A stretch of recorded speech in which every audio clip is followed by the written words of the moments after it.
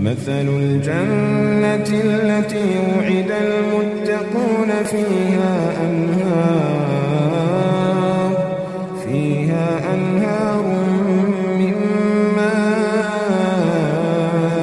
غير آسن وأنهار من لبن لم يتغير طعمه وأنهار من خمر لذة للشاربين وأنهار من عسل مصفى ولهم فيها من كل الثمرات ومغفرة من ربهم كمن هو خالد